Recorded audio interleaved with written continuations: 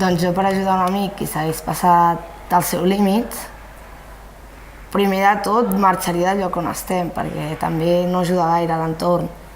I veus que la teva amiga està malament, que ha begut massa, tu el que no pots fer és emportar-te una altra vegada a una altra discoteca. Sí, acompanyar-lo si té ganes de vomitar o de fer pipi, coses així, no? Doncs ajudar-lo i...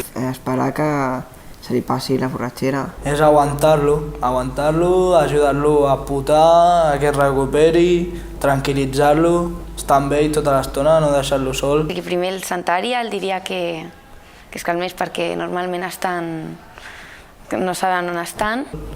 Però és bastant fotut, perquè quan veus una mica així, com que tu penses. Si ha begut massa i està quasi amb el coma, doncs això és algo greu i em plantejaria de trucar a l'ambulància o fer alguna cosa, perquè ja estaríem parlant de paraules majors. Després, quan estiguin els seus pares, si hem d'anar a l'hospital, jo aniria o qualsevol cosa.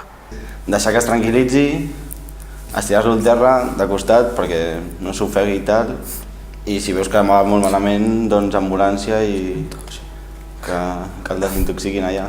Després sí, trucaria als pares i els diria que vinguessin a buscar. Prefereixo que els meus pares s'enterin i que m'ajudin, que no que després hi hagi més problemes.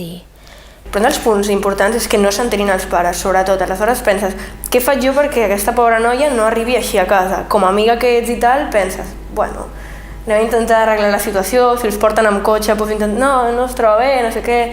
Això és un punt que sempre s'ha d'intentar cobrir i ens uns als altres, vulguis que no, sempre... Si els pares saben que estan de festa, trucaria als pares i li explicaria o... No. Jo sí. Els seus pares naturalment no volen que el seu fill begui o s'emborratxi. O sigui, jo si bec i si li dic que sí, la meitat del que realment has begut.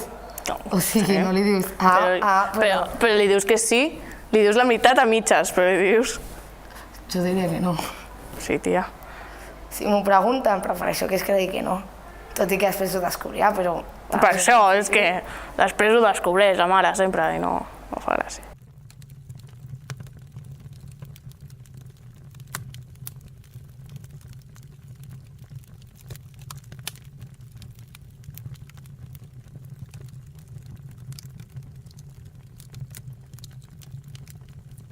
Ajuntament de Sant Cugat.